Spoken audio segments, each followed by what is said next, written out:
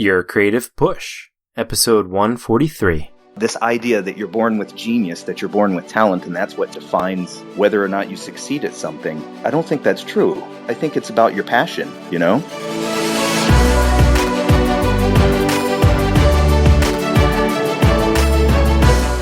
Welcome to Your Creative Push, the podcast that pushes you to pursue your creative passions. I'm your host, Youngman Brown, and my guest today is Richard T. Scott. Richard is a painter, writer, and coin designer for the United States Mint, living in the Hudson Valley. His paintings are in museum collections in North America and Europe, and one of his coin designs commemorating Fort Moultrie will be on the new quarter released into circulation this November. Richard is represented by Paul Booth Galerie in New York City and Galerie Lloyd Duprince in Paris. And Richard, thank you so much for coming on the show. I have to ask you before we start about that new quarter. Just tell me a little bit about like how long you've been working for the Mint rather, and a little bit about that quarter. Sure. Thank you so much for having me. It's a real pleasure. Of course. Well, first of all, I started working for the U.S. Mint about 2 years ago. And they started this artistic infusion program where previously they had only had primarily in-house designers. With the help of a mutual friend, they actually started to reach out to graphic designers and illustrators and fine artists to kind of bring different ideas into the realm of coin design. And so that's how I was actually contacted by a friend of mine who is part of that committee. And was really thrilled and excited at the opportunity because I used to collect coins as a kid. Me too. That's awesome. Yeah, there's just, I don't know, there was something about, especially older coins. I loved the Mercury dime and Walking Liberty, and those just really. I remember seeing them on my grandfather's desk as a child, and kind of lifting them and feeling the weight of them, and how much relief there was on the coins that they don't have today. And it just really was something that really stuck in my mind, and it was fascinating. So I jumped at the opportunity, and Fort Moultrie is my first coin that I've designed that's going to be minted. So I'm really excited about that. Yeah, it's so cool, dude. There's something, I don't know, sexy about like being able to create something like that. Like you said, like you loved your grandfather's coins, and like these things will be around for over 100 years, you know, and like there could be children that collect them and they're like, wow, look at this coin from 2016. Well, like, yeah, I realized something really funny about that is that, you know, because I had been primarily thinking of myself as a painter for a long time now. And when I got this opportunity to design the coins, I realized, you know, we still have coins from ancient Rome. We don't have paintings. Like those they decay after, you know, at best they might last 1,000 years if they're really well taken care of. And so really, like my work, it's funny, in 2,000 years from now, it might be the case that none of my paintings will be around, but these coins will. So cool. That's a huge, I mean, it's also a little intimidating if you think about it. Yeah, absolutely. Better not screw this up. Well, I'm sure they wouldn't mint anything that was screwed up, and I'm sure it's going to be awesome, but I can't wait. They do a great job. That's really cool. Well, I was wondering, could you take us back to one of your first creative moments, maybe, and tell us that story? Yeah, you know, I started painting really, really early, and I don't remember a lot of this. My mother tells me about it, but I've been painting since I was about 3 or 4. So nothing really stands out to me at an early age, but I think that there's a really interesting story from when I was in high school that might be really compelling and useful for your listeners. So absolutely, I try to forget high school, but right. go ahead. Well, you know, when I was in high school, you know, I was taking art classes. I was in theater. I was very much an art nerd, and in my art class, there was this kid named Will, who was just an insane talent. You know, he had far more talent in his pinky than I had in my entire body. You know, he would, you know, a project that would take 2 weeks for me to work on, I would just be busting my ass and just working on it every single day. He would knock something off the night before with like house paint or something, and it would be amazing. And I would just compare I'm like, how am I ever going to catch up with this?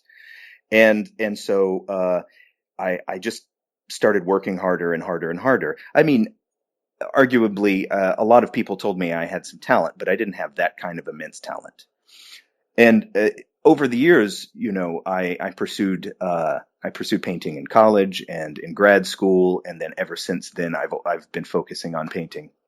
And it's funny, just a week ago, Will found me on Facebook. You know how old high school friends sometimes do, and he said, "Richard, I just came across your work randomly somewhere, and I thought, oh my God, this is absolutely amazing. This blows my face off." And then I saw that it was yours, and I can't even fathom how you did that. I can't.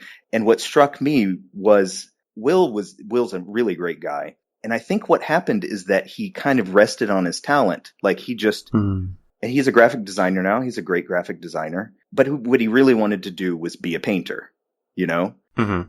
And I think the difference is that even though he had a lot more talent than I did, I focused on it, and I worked incredibly hard, and I focused my entire life on this one goal. And what that means to me is that this idea that you're born with genius, that you're born with talent, and that's what defines whether or not you succeed at something, I don't think that's true. I think it's about your passion, you know?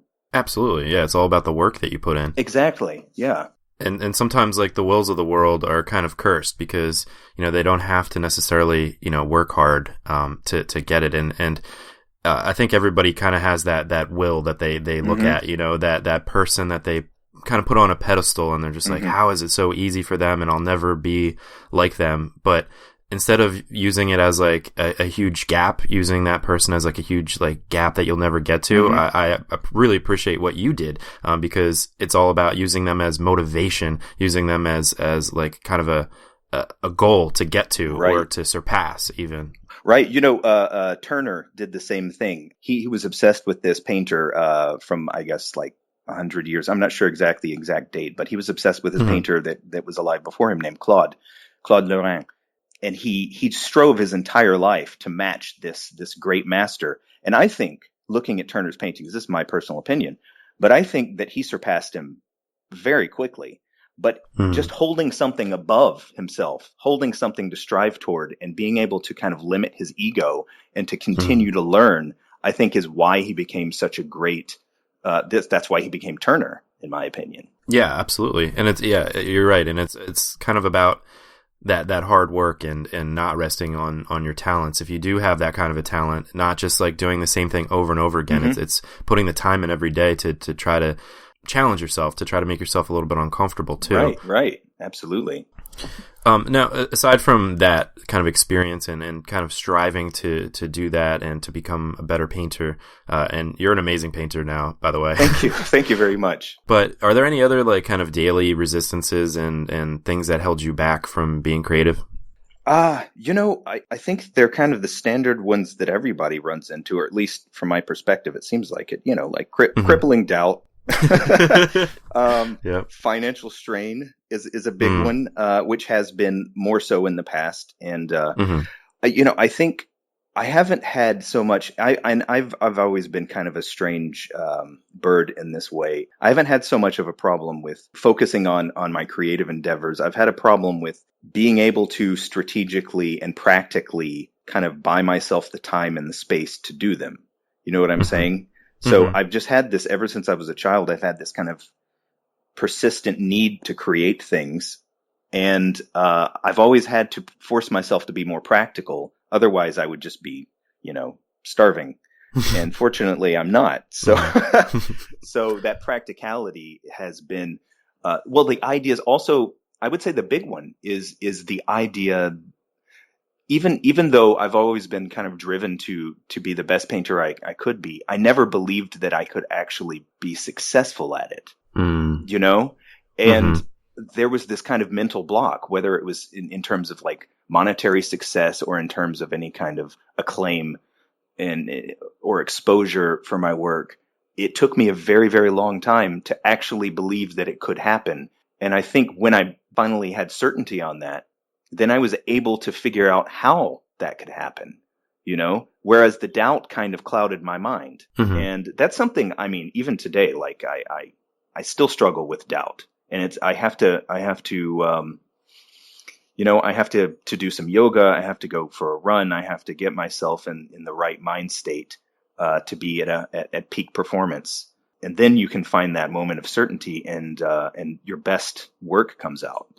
Yeah, it's kind of a fine balance, isn't it? Because what we were talking about before with like, you can't rest on your talents, and you always have to be striving to be better, but at the same time, believing that you will get there too. Exactly. And it's a tough thing to do. It's a tough balance to have where you're constantly, challenging yourself and working at it, but also knowing that one day or just even now that you're good enough to make a living out of it too. Well, and there's another really good point that I feel like is necessary for me to make, which has been absolutely fundamental for me for my development as an artist and as a person.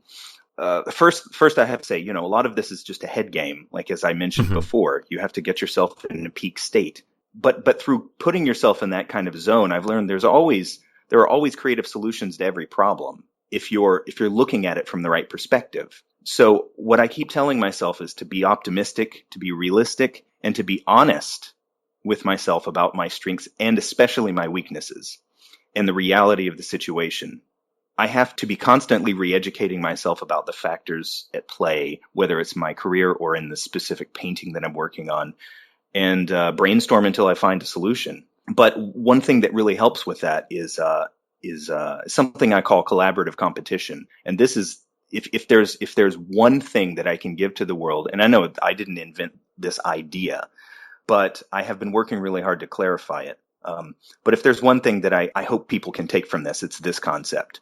What does collaborative competition look like in practice? So, for example, one of my best friends is also a representational painter like myself. He's absolutely amazing. His name's Adam Miller, and I met him when I was working for Jeff Koons after grad school, and he was also working there, and we just immediately clicked. I admired his talent and his passion, and we just as friends, we were immediately best friends. The thing is, though, the kind of work he does is very similar to mine. And so in a very real sense, he's a direct competitor in the market for my work. Like, we showed a lot of the same galleries. We get a lot of similar reviews. Like, we have a lot of the same collectors. And so I am actually competing for my livelihood with him. But instead of thinking of him negatively, instead of thinking, well, I've got to be careful what I say to this guy because he might take it and use it to surpass me or use it to get this, collector to buy a piece or whatnot. What I do instead is to freely share my knowledge with him. And he does the same thing with me. This is a pact we made way back when we first met. And back then, both of us were, okay. I mean, we weren't, we were nowhere near the kind of maturity of the work that we're doing today. But I think that through that kind of relationship, through that friendship, being brutally honest with each other with critiques, and when we figured something out, also being completely honest and sharing it with each other freely, I think that we were both able to grow so much faster together than we would have been individually if we were trying to keep our secrets from people, Right. So, of course, I want to make better paintings than he does. I mean, you're damn right I do. And he does, right. And he does too. But I don't think that restrains me or restricts me from really celebrating his accomplishments. I'm genuinely happy when he accomplishes something, and he's genuinely happy when I do too. I think it's actually a much more pleasant way to go through life than the kind of obsolete idea of competition. So, I mean, if I were to sum it up in a shorter phrase, I would say that I would rather win a silver medal knowing that I had reached my greatest potential instead of winning a gold medal when my competition hadn't even reached theirs. Right. No, that makes a lot of sense. And yeah, I was going to ask you, because we were talking about, it just being a head game and, trying to determine your weaknesses and your strengths. And I was going to ask, how do you get out of your own head, and how do you kind of look at it from above and find your strengths and weaknesses? And I think sometimes that's hard to do without another set of eyes. Absolutely. Especially, another set of eyes that can see, that are at the kind of the same level as you or above. And I think that's a great idea to find a friend or a kind of a cohort, a mastermind group, create Exactly. that kind of group. And you're right. It's so much better to like live a life of abundance rather than scarcity, and to share your knowledge and to kind of help each other through it. I think there's no better way to do it. Yeah. So we talked a little bit about the crippling doubt. I was wondering, has that led to like a worse moment, or do you have a worst moment creatively? Well, the problem is picking the most worst moment. the worstest? Yeah, the worstest moment. I think I would have to say it was around 2009. I'd been laid off from my job at Jeff Koons, and because of the financial crisis, he was downsizing, and I was living in New York City. I had student loan debt, and I couldn't pay my rent, and I thought, well, this is the end, this is it. Like, I've got to figure something out. I've got to leave. I've got to get a job somewhere. I scrambled trying to apply for jobs, and nothing was happening. And so, just kind of as a Hail Mary pass, I wrote a letter to my favorite artist in the world, Odd Nerdrum, who's a Norwegian painter, just saying, hey, I would love to come study with you. I suddenly have all the time in the world. And to my shock and amazement, he actually wrote me back and said, yeah, come on over. So, wow. So I actually put the plane ticket on a credit card, and I went to Norway, and I spent 6 weeks with him. And it was amazing. I mean, the guy paints like Rembrandt today, and he's absolutely just a phenomenal artist and incredibly inspiring. And so being with him for 6 weeks and really like connecting with him, we just immediately understood each other. And I told him that I was trying to figure out what I was going to do next, and I wanted to get out of New York for a while. And he said, why don't you look after my place in Paris? I just bought it, need some renovations, and you can be there while you get to land on your feet. And I was like, that's incredible. So, but that's actually just the beginning of the bad part. Yeah, it didn't really have to do with him, but it was, at the time I was married, and we were having some difficulties because marriages are difficult, or at least in my experience, it was. And the financial crunch made it even harder. And so I just called her and I said, "Hey, let's go to Paris." And she said, "Twist my arm." So here we are in Paris, and we didn't have visas. We couldn't get jobs. We couldn't come back to the United States because we had no money. So we ended up being there for several years. And after a while, I was trying to sell my work. I was going to galleries, and I had a couple of pieces and shows here and there, and nothing was happening. And in order to feed us, I actually had a garden in the backyard, and I would forage in this preserve that was nearby. And every once in a while, we could save up some money and buy a chicken or something, and we would, roast the chicken, and that would be a couple meals, and then we would make stock out of the bones, and then we'd put that in lentils, and like we would stretch everything as far as we could. And the ironic thing is that we were kind of living like a Great Depression lifestyle, except we were living in Odd's house, which was this huge mansion in Paris. And there was this really bizarre kind of disconnect between those two things, like these two real worlds existing at the same time. But it was an incredibly instructive experience, towards the end of it. I guess it was around 2011. It was in the winter, and I was losing a lot of weight. I was really stressed out. I was kind of looking emaciated, and my dentist found this strange abscess in the back of my mouth and sent me to the oncologist because he thought it might be cancerous. I thought, well, again, here's actually the end. Whereas before I might have to go do something else, but now I might actually be dying, and this might be it for me. So as I was waiting for the appointment, and I was trying to figure out how I was going to pay for this, because I couldn't afford healthcare either, at the 11th hour, two dear friends of mine, Jan, who's the owner of L'Oeil du Prince, and Bruno, who is also a dear friend and a collector, called and told me not to worry. They said if it turned out to be cancer, they would pay for everything. Wow. And I have a hard time not even tearing up just thinking about it. I mean, it's like perhaps it is the most generous thing anyone's ever done for me. So it was incredibly moving to feel like I had that support. And to this day, they're definitely like family to me. But the funny thing is that when everything seems to be at the end, when everything seems to be the worst it possibly can, there's always something that could happen. And so when I went into the oncologist, he said, "Oh no, it's just an abscess and you're stressed out. You should drink some wine and relax and get more sleep and exercise and don't worry about it. You don't have cancer." And so that was a huge relief. Yeah. Yeah, absolutely. And the next day I went into the gallery and I'm completely relieved about not having cancer, and we're celebrating. I'm varnishing this painting and Jan goes into the back room to do something. I don't know. He's putzing around.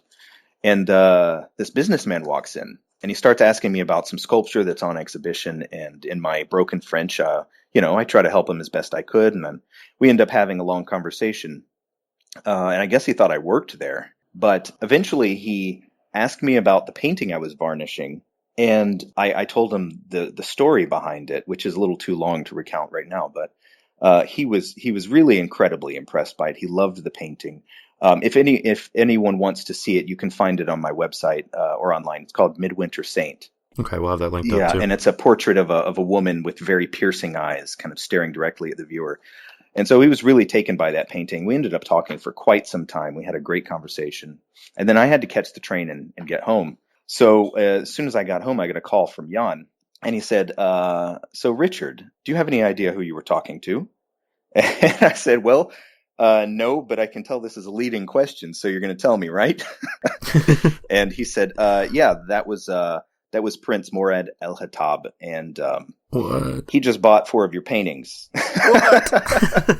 And then he came back the next weekend and bought several more. By the end of 2 weeks, he had bought 11 paintings, some of them large paintings. And so I had gone from thinking I had cancer, my marriage is falling apart, feeding myself out of garden and foraging and having like 10 cents to my name. And suddenly I had sold 11 paintings within 2 weeks. I don't want people to think that like that's the thing you should hold out for, because most of my career advances have been like through slow and steady progress. Right. But my point is that I think at any moment, anything can happen that might seem so incredibly small. And if you're there and you're ready and you're prepared and you're on your game, it could turn into something that you can't even imagine. So the thing is to be prepared and give everything you have when the moment arises, Yeah, and also just that, I ask a lot about, worst moments on the podcast, and a lot of the times they do lead into a best moment. Like usually, if things are rough in life or in your art career or just in general, holding out that hope that, things will get better and to continue to work and not give up, I think it is really important. And also, all the way back from the beginning of that story, I think it's really important too, is take chances, send out that Hail Mary email. You take that ridiculous chance that, you think is a 1 in 1,000 chance that it could actually, or 1 in a million. You never know if all it takes is a yes from somebody. Like, it's that easy as just asking for Absolutely. Just try. It can't hurt. I could have never fathomed that he would have said yes. I mean, that was just like, and I said, you know what? I'm going to do it anyway. So there it is. I love it, man. I'm so glad it wasn't cancerous too. Yeah. It's always good when their prognosis and their directions to you are to go home and drink wine. Exactly. It's always a good thing. Yeah. So how about your best moment? Yeah, I'd have to say that my best moment is one that's actually just happening right now. Like, I'm excited about it. Growing up in Georgia, kind of in the countryside and in the suburbs of Atlanta, I had never really been to an art museum as a child, and as a teenager, there wasn't really much art around me. The first time I stepped foot in a museum was when I was an undergrad at UGA, University of Georgia, and it just completely blew my mind. I mean, this was the first time I saw any kind of much art in person, much less anything historic, And I actually, I shouldn't admit this, but I actually touched a Rodin. Oh, cool. But the cat's out of the bag now. So, yeah. But I have to say, don't do this at home. Because the oils can damage the sculpture. But I couldn't help myself. I was a kid, so yeah. Anyway, We'll let you off the hook on that one. all right, I appreciate it. But so anyway, the Georgia Museum became my second home. I would go there constantly to look at the art and study and sketch and be inspired by it. So it was really influential to the artist I've become. And just recently, I've just had a piece accepted into the permanent collection of the Georgia Museum of Art. Cool. Yeah, so it's like coming full circle. It's especially meaningful to me, you know? Dude, that's so cool. And so is that up there now? Well, it just shipped out last week, so it should be cool. arriving maybe today, maybe yesterday. I don't wow. know. So you're right in the middle of this. I love it. Right, exactly. And dude, congrats. Thank you very much. So cool, man. So you're right now in a great time artistically, and so what does your art and your creativity bring to your life? Yeah, I think, for me, art it's the way that I understand the world. It's the way that I digest life. When troubling things happen to me, it's the way that it's my therapy. It's the way that I handle them. And when I'm trying to understand something that seems beyond my comprehension, it's kind of the lens through which I view it. So, for example, I don't want to go into, it's a really dark story, but when I was in high school, I was in a school shooting. Oh shit. And since these shootings, this not just school shootings, but mass shootings in general have been happening more and more frequently, I realized that I feel like it's important to me to understand what's causing this, because I'm really frustrated that it's not being solved. And so that's kind of inspired my new body of work, which is looking into the roots of gun violence in American culture. And when I did that, I realized it opened this whole Pandora's box about questions of various interpretations of what America should be, or America is, and what America might be, and how that reflects in politics, and that how that reflects in social dynamics that we see in everyday life. And there's so many interrelated factors here. And I don't think that I would have been able to even begin to, I guess, make sense of them if I wasn't making paintings about them, Mm-hmm.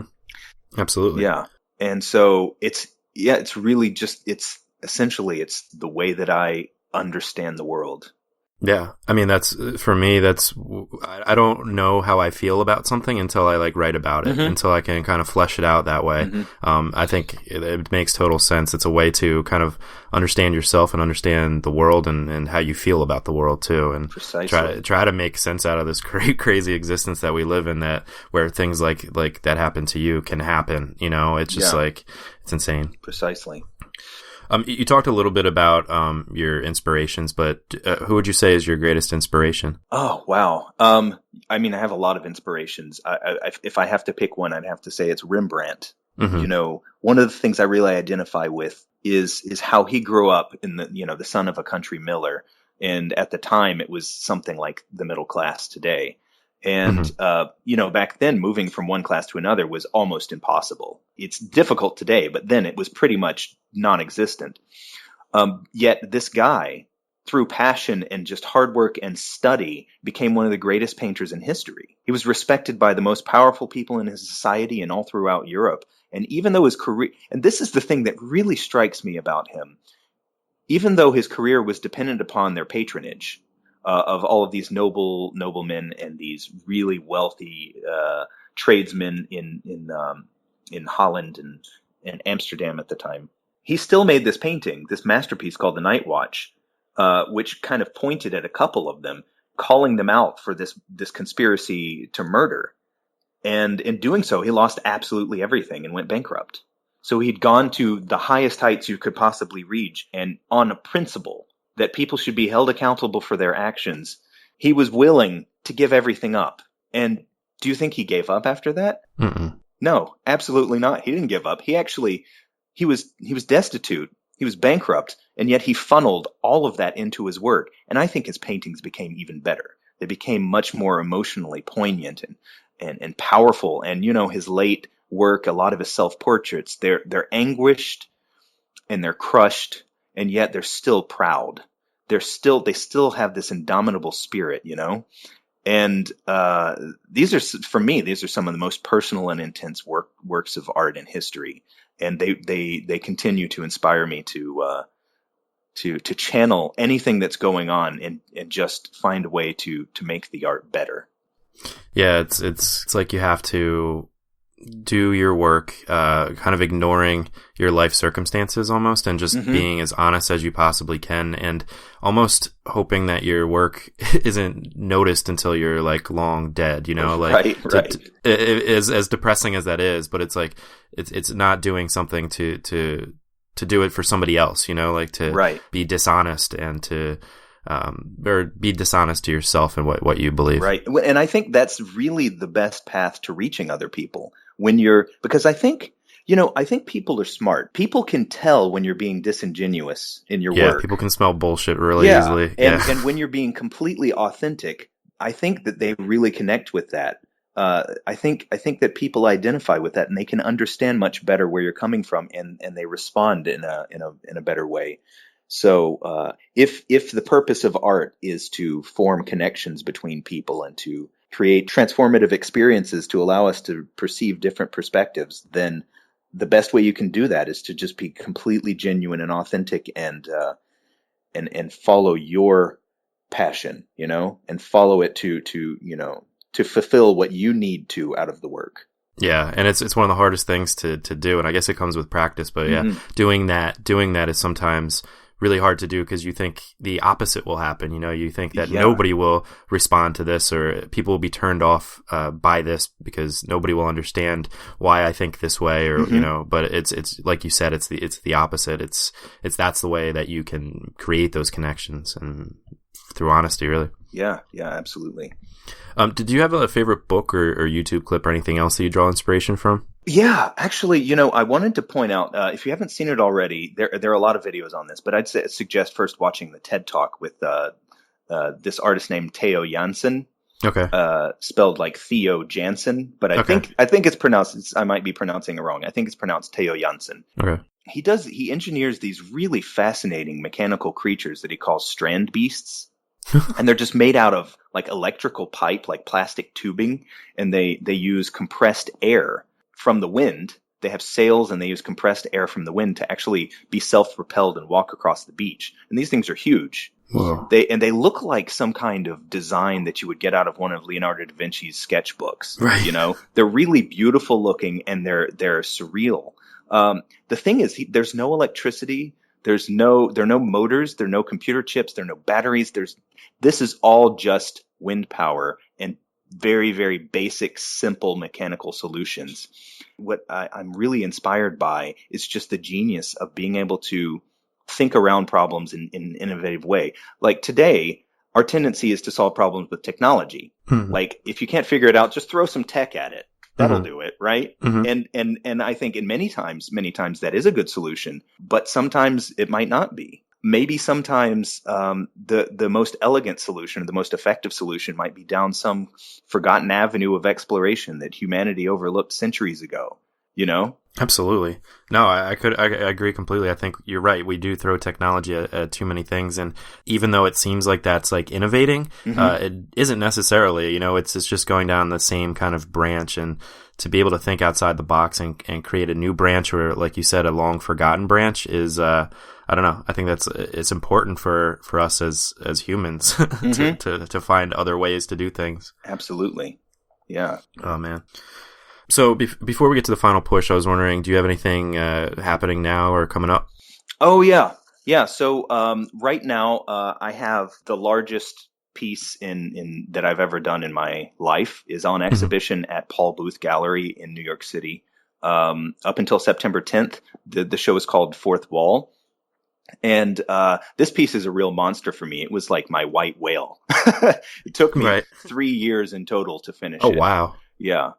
So I'm very excited about the accomplishment, and you know, I'd love to hear what people think if they go and check it out. And so in tandem with that, related to that, there are two things coming up in the publication American Arts Quarterly. There's going to be a studio visit interview with me by the brilliant Alison Malafronte. That's coming out in the October issue of American Arts Quarterly. There's also going to be a review of the group show. Also, my good friend Adam Miller, with whom I work on the collaborative competition with, he has an amazing piece in there as well in that same show. And so the review is going to be written by Donald Cuspit, who is a giant in aesthetic philosophy. I mean, he's the author of this book, The End of Art, which I studied in school. He's just a huge character and a brilliant man. So he's doing a review for American Arts Quarterly. I think it's going to be in the same issue. Oh, cool. So I'm excited to see that too when it comes out. Should be fun. Very cool, man. That's so cool to get you at this time where like so much is going on, and I just really appreciate you taking the time to come on. We'll have all those links at yourcreativepush.com/143. Richard, unfortunately, it's time for the final push. All right. Not unfortunately, but it's the end. So this is where I ask you to reach through the microphone and grab the shoulder of one of the listeners that you've already really inspired today, and just give them your best words of advice and really push them to pursue their creative passions. Sure. Okay. Hey, you. Yeah, I'm talking to you. If you're thinking right now, maybe I could do this, I would say, first of all, yes, you can. But I would have to say that first, you need persistence, passion, and honesty. These are the three keys. The fact is 99% of people give up. And if you simply are that 1% who doesn't give up, and you're able to learn from your mistakes as you go along, it's almost guaranteed that you're going to succeed. You dramatically increase your odds just by not giving up. You know, my passion has pulled me through all of this. And when I found that passion lacking, I simply searched for it until I found it again. I started off with just a little talent, but I was honest with myself about my weaknesses, and I realized that it was about continuing to learn and drive myself to achieve more than I thought I was capable of. And, you know, staying honest with yourself is about checking your ego. You know, the ego has always been my biggest barrier to learning, and I think this is true with everyone.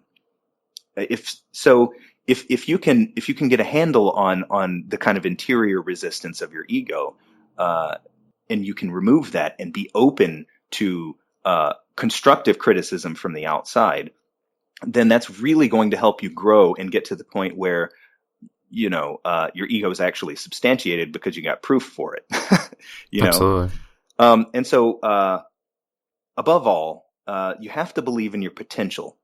You have to believe that you can do better than you're doing now, that you can learn and that you can grow indefinitely. You're not going to reach some plateau, and that's as far as you can go. You know, and to be honest, that's a hell of a lot more interesting of a ride than being born with genius. Wouldn't you say? Yeah, you're right. It's being able to start like lower or, you know, below that plateau. And hopefully there is no plateau, but to be able to start there makes you appreciate the ride. And I think it is really important, as you said, to continue to try to grow and also enjoy that ride. Yeah. So, Richard, man, thank you so much for coming on the show today and for giving us that push. Yeah, well, thank you so much. I've really enjoyed it. Absolutely, man. And you can find Richard on his website at richardtscottart.com, and on Instagram and Facebook, he is Richard T. Scott. And you can find everything we talked about today, links to everything, which there's a lot of stuff. So definitely check this one out. yourcreativepush.com/143. Richard, thanks again. Thank you. Wow. Huge thank you to Richard. And like so many episodes before, there's so many things I could get into, but one of the things I really want to get into is the idea of holding somebody up on a pedestal, like Richard did with his friend Will, or like JMW Turner did with Claude Lorraine. It's really important to do this, like to have these idols and to look up to somebody and to strive to achieve that person's greatness and continuing to put in the work every single day, no matter how fast or how slow you're progressing in your pursuit of their greatness. And like, that's the most important thing, is putting in that time and effort every single day. It's what separates the great ones from the mediocre ones, but it's also what keeps it fresh and keeps it challenging, and therefore it keeps it fun. You know, if you keep challenging yourself with new things or seemingly impossible goals, that's what keeps you learning. That's what keeps your brain ticking and intrigued in what you're doing. That's what makes it seem like a new experience every single day and keeps you coming to your creative passion every single day. It's like that thrill of seeing where you'll go next, as opposed to just resting and relying on your natural talents like we were talking about in the episode. You know, doing what's comfortable and what you're already good at. Not only will you not get better because you're just not doing anything new or unique or compelling or novel, but you'll just get so fucking bored. And even though it's easy for you to do it, it just becomes so much harder to keep doing it. And a really great way that Richard brought up in the episode, and he said that it's his most important message, so I have to reiterate it now, is that idea of collaborative competition. It's really important to find peers. It's important to find people that can support you in what you're doing. And like we were saying, it's great to have, your spouse or your parents or your family members or even your children, whoever it is, that's telling you that you're doing a great job. But it's a much different experience to have somebody who knows what the fuck they're talking about, somebody who knows what's going on, and somebody who maybe even can have some sort of stake in what you're doing. Perhaps they're your competitor, but you can make them your friend and you can still compete with them. Why not take that person that you've been rivaling with and make them your friend and learn from each other so that you can propel yourself above everybody else, learn new things, and not hide things from each other. I think it's a really important thing that you can do to really help to motivate yourself. It's like having a gym partner, somebody that keeps you going, somebody that keeps you there, something that makes you show up every single day and have that drive to be better than them, but also to help them as well. And hopefully you have that person in mind, and if not, maybe you can seek that out. I think it's really important to do, though. But that's all I've got for you today. Hopefully you were inspired to go and get your work done. I hope you had a wonderful holiday weekend for those of you in the States. A different schedule this week, Tuesday and Thursday episodes this week. So we will see you on Thursday if you need the push again. But please go and get that work done. And I can't wait to see what you all have been up to. So keep sending out those tweets, keep sending out those Facebook mentions, and keep sending out those Instagram tags, because your art is what motivates me, especially art that is done while you're listening to the show. It's so cool to see. So thank you so much for listening. Thank you so much for subscribing. Thank you so much for letting us in your earbuds to help to motivate you on your creative pursuits. We will see you next time. Love you all. Bye.